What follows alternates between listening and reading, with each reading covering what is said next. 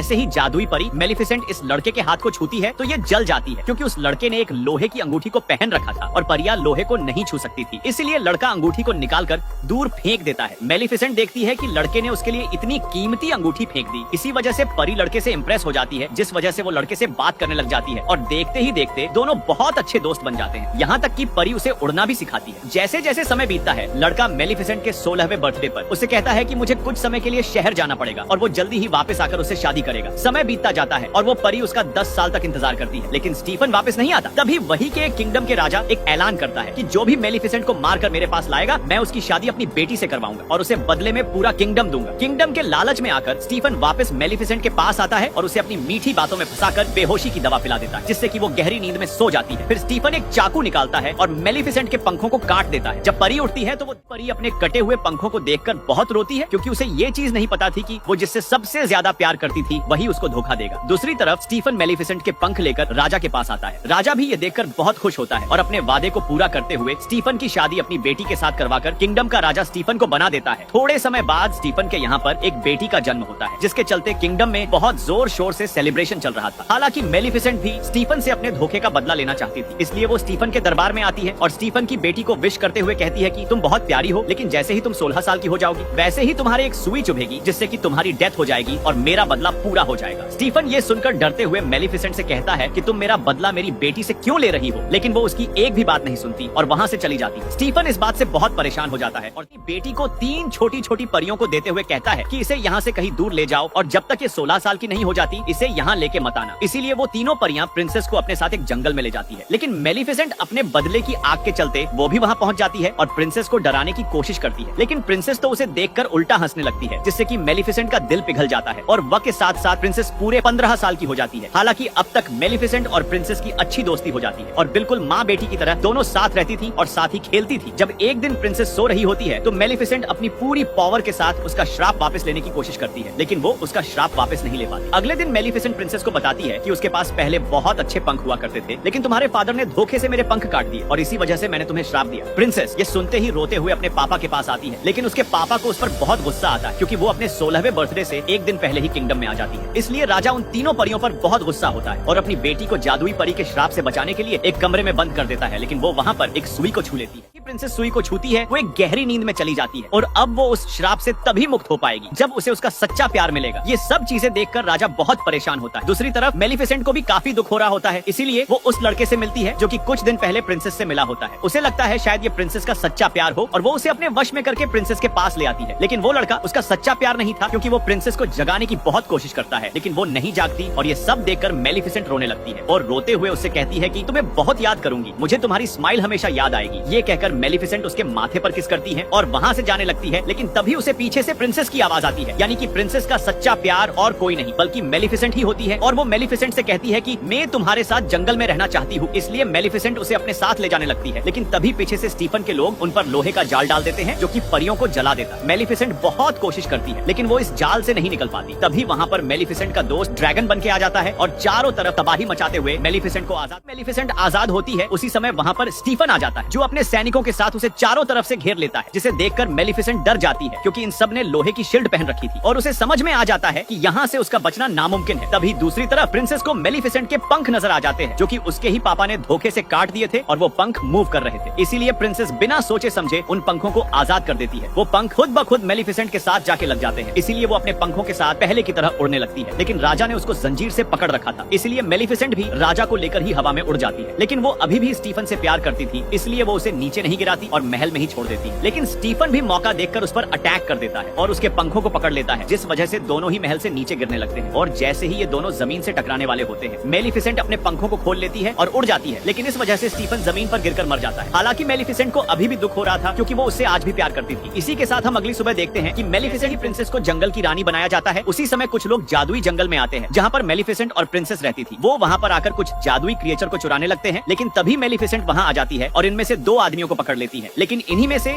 एक आदमी क्रिएचर को चुराकर दूर जंगल में भाग जाता है, जहाँ पर उसे बहुत सारे जादुई चमकीले फूल नजर आते हैं और आदमी भागते हुए किंगडम की तरफ आ जाता है। और जैसे ही वो दरवाजा खोलता है, उस दरवाजे से किसी का हाथ बाहर आता है और उससे वो क्रिएचर मांगता है, इसलिए वो चुराया हुआ क्रिएचर उसे दे देता है। हालांकि उसके कपड़े पर वही जादुई फूल भी लगा होता है। उसे भी वो महल वाला आदमी ले लेता है और इन दोनों चीजों के बदले उसे पैसे दे देता है। अगली सुबह प्रिंसेस को पता चलता है कि उनके जंगल से क्रिएचर गायब हो चुके हैं और जब प्रिंसेस उस क्रिएचर को ढूंढने जाती है तो उसे वही लड़का मिलता है जो कि पिछले पार्ट में उसे जगाने के लिए आया था। लेकिन तब तक वो उसका सच्चा प्यार नहीं था, वो भी एक प्रिंस था और बहुत टाइम से वो प्रिंसेस को पसंद करता था, इसलिए वो बिना कुछ सोचे समझे प्रिंसेस को प्रपोज कर देता है। ये देखकर वो भी बहुत खुश होती है क्योंकि वो भी फिलिप को कहीं न कहीं पसंद करती थी। लेकिन प्रिंसेस को ये चीज नहीं पता थी कि वो ऐसा करके खुद के पैर पे ही कुल्हाड़ी मार रही है। प्रिंस फिलिप अपने पेरेंट्स को बताता है कि उसे एक लड़की पसंद आ चुकी है जिससे वो शादी करना चाहता है। ये सुनकर उसके पिताजी तो बहुत खुश होते हैं, लेकिन उसकी माँ को ये चीज बिल्कुल भी पसंद नहीं आती। फिर भी वो बेटे का दिल रखते हुए प्रिंसेस को खाने पे बुलाने को कहती है। हालांकि मेलिफिसेंट को भी प्रिंसेस की ये चीजें बिल्कुल पसंद नहीं आती। वो प्रिंसेस से कहती है कि सच्चे प्यार जैसी कोई चीज नहीं होती, लड़के हमेशा धोखा देते हैं। लेकिन प्रिंसेस उसकी एक बात भी नहीं सुनती और वहाँ से चली जाती और ना चाहते हुए भी मेलिफिसेंट को प्रिंसेस की डिनर वाली बात माननी पड़ती है। लेकिन प्रिंस फिलिप की माँ डिनर वाले दिन गुस्से में एक सीक्रेट रूम में जाती है जहाँ पर वो एक अजीब से दिखने वाले आदमी से जाके बोलती है कि जल्दी अपना काम करो, हमारे पास टाइम बहुत कम है। और हमें वहीं पर वो सुई भी दिखाई देती है जिसे छूकर प्रिंसेस गहरी नींद में चली गई। और इसके अलावा वो चुराया हुआ जादुई क्रिएचर और वो चमकीला जादुई फूल भी हमें वहीं पर नजर आता है। अगले दिन प्रिंसेस और मेलिफिसेंट डिनर पर जाने के लिए तैयार हो जाते हैं, लेकिन जैसे ही किंगडम के लोग मेलिफिसेंट को देखते हैं वो डर जाते हैं और अपने हथियार निकाल लेते हैं। हालांकि मेलिफिसेंट ये सब देखकर हंसते हुए महल के अंदर चली जाती है और डिनर करने लगती है। तो रानी बार बार मेलिफिसेंट को उसका पुराना वक्त याद दिलाती है क्योंकि उसे वो दोनों बिल्कुल भी पसंद नहीं थे। लेकिन तभी मेलिफिसेंट को गुस्सा दिलाते हुए अजीब अजीब बातें करने लगती है। वो मेलिफिसेंट से कहती है कि तुम ही हो ना जिसने प्रिंसेस को श्राप दिया जिससे वो गहरी नींद में चली गई थी। ये सब सुनकर राजा अपनी बीवी से कहता है कि खामोश हो जाओ, कैसी बातें कर रही हो तुम। लेकिन रानी अपने पति की एक बात भी नहीं सुनती और मेलिफिसेंट से कहती है कि मान लो अगर मेरे बेटे की प्रिंसेस से शादी हो गई तो इसकी असली माँ कौन होगी। ये सब सुनकर मेलिफिसेंट को गुस्सा आ जाता है, इसलिए वो गुस्से में अपनी जादुई शक्तियों का इस्तेमाल करती है जिससे कि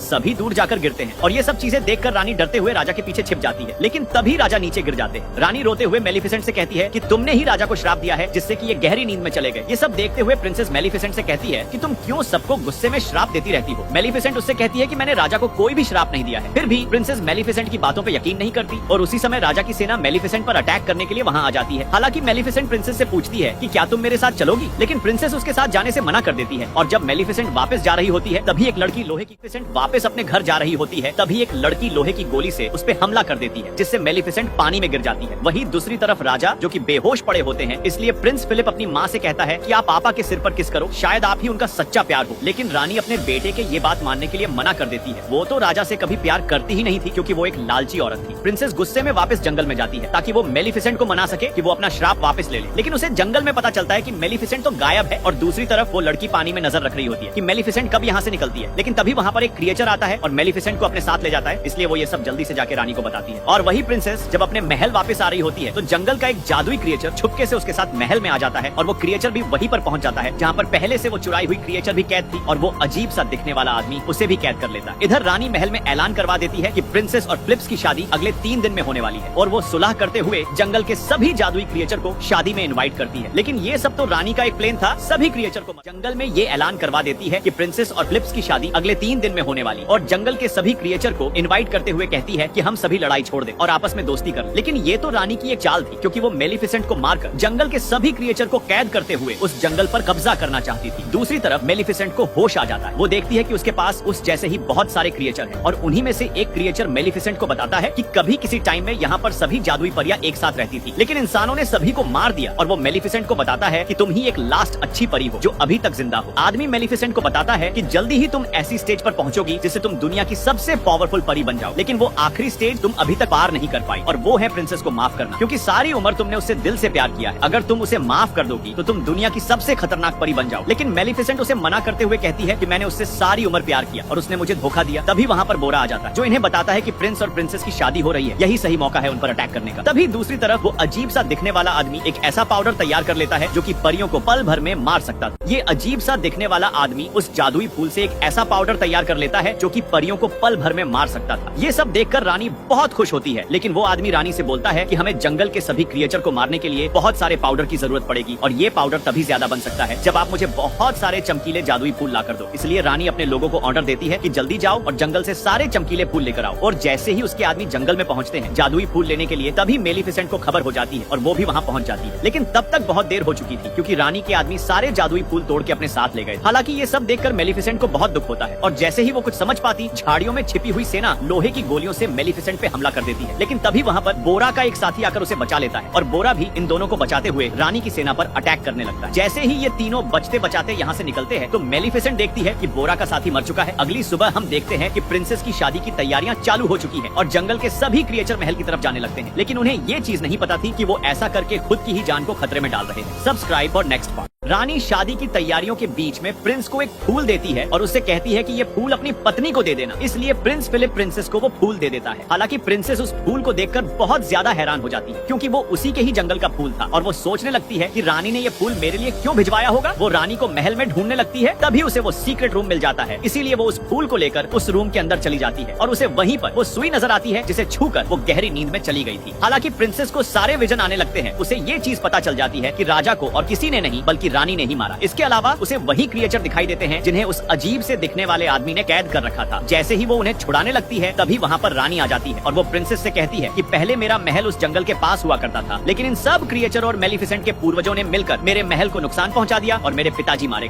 और मेरा भाई भी जब वहाँ पर सुलह करने गया तो जंगल के क्रिएचर ने मेरे भाई को भी मार दिया और जब मैं अकेली बच गई तो मुझे राजा से शादी करनी पड़ी, जबकि मैं राजा से बिल्कुल भी प्यार नहीं करती थी। रानी सेना को ऑर्डर देते हुए कहती है कि प्रिंसेस को एक कमरे में बंद करके, सभी क्रिएचर को एक कमरे में बंद करके उन सभी पर वो लाल जादुई पाउडर छिड़कवा देती है, जो कि उस अजीब से दिखने वाले आदमी ने बनाया था, जिसकी वजह से सभी क्रिएचर कमजोर पड़ने लगते हैं। दूसरी तरफ जिस कमरे में प्रिंसेस बंद होती है वहीं पर उसका वैडिक ड्रेस होता है, इसलिए वो उसे फाड़कर काफी लंबी रस्सी में बदल देती है और महल से नीचे जाने की कोशिश करती है, लेकिन तभी वहाँ पर सोल्जर आ जाते हैं। हालांकि प्रिंसेस तब तक उस ड्रेस से लटक कर नीचे राजा के रूम में आ जाती है, जहाँ पर प्रिंस फिलिप भी होता है और वो रोते हुए प्रिंस को बताती है कि रानी ने मेरे साथ क्या क्या किया और मेलिफिसेंट ने राजा को श्राप नहीं दिया बल्कि रानी ने दिया है, जिसे सुनकर प्रिंस काफी हैरान हो जाता है। इधर रानी अपने महल की छत पर होती है, जो कि जंगल की तरफ काफी सारे बॉम्ब फेंक रही थी, क्योंकि बोरा और उसकी सेना महल पर अटैक करने आ रहे थे। प्रिंसेस को मेलिफिसेंट का जादुई कौवा दिखाई देता है, जो कि इंसानी शरीर में था। वो उससे कहती है कि हमें सभी क्रिएचर की जान बचाने के लिए यहाँ की चर्च का दरवाजा खोलना पड़ेगा, क्योंकि सभी क्रिएचर चर्च के अंदर थे, जहाँ पर रानी उन पर वो लाल जादुई पाउडर छिड़का रही थी। इसलिए वो दोनों मिलकर दरवाजा खोलने लगते हैं, पर तभी वहाँ पर सोल्जर आ जाते हैं, जो कि दोनों को पकड़ लेते हैं। लेकिन उसी समय वहाँ पर मेलिफिसेंट भी आ जाती है, जो कि अपने जादुई कौवे को बियर बनवा के गेट खुलवा देती है, जिससे सभी क्रिएचर बाहर आ जाते हैं। Subscribe for next. मेलिफिसेंट महल के सोल्जर पे अटैक करते हुए अपने लोगों को बचाने लगती है, तभी वहाँ पर बोरा भी आ जाता है, जो कि जनरल को मारने ही वाला होता है। लेकिन प्रिंस फिलिप आके उसे बचाते हुए बोरा से कहता है कि ये हमारे जनरल है, इसे कुछ मत करना। जनरल देखता है कि इसने मुझे नहीं मारा, तो उसे पता चल जाता है कि असली जालिम कौन है, यानी कि रानी ही असली जालिम है। दूसरी तरफ मेलिफिसेंट महल की छत पर आती है, उसी रानी के पास, और जैसे ही मेलिफिसेंट रानी को मारने वाली होती है, तभी बीच में प्रिंसेस आ जाती है और वो उससे कहती है कि प्लीज रानी को मत मारी, वरना सब लोग वाकई में समझेंगे कि आप जालिम हैं। लेकिन मेलिफिसेंट गुस्से में कहती है कि नहीं प्रिंसेस, पीछे हट जाओ, मुझे तुम्हारी कोई भी बात नहीं सुननी। लेकिन फिर भी प्रिंसेस नहीं हटती और वो रोते हुए कहती है कि प्लीज मदर, ऐसा ना करे। और जैसे ही मेलिफिसेंट उसके मुंह से मदर वर्ड सुनती है, उसका दिल पिघल जाता है और उसके दिल में इमोशन आने लगते हैं। और जब वे दोनों एक दूसरे को देख रहे होते हैं, तभी रानी वही जादुई पाउडर प्रिंसेस की तरफ फेंकती है, लेकिन मेलिफिसेंट उसके सामने आकर प्रिंसेस की जान बचा लेती है और जैसे ही उसे वो तीर आके लगता है, वो गायब होने लगती है। ये देखकर प्रिंसेस बहुत रोती है। हालांकि रानी बहुत खुश होती है और वो ये ऐलान करती है कि मेलिफिसेंट अब नहीं रही और अब मैं पूरी जगह पर कब्जा करने वाली हूँ। लेकिन तभी सब्सक्राइब और नेक्स्ट पार्ट।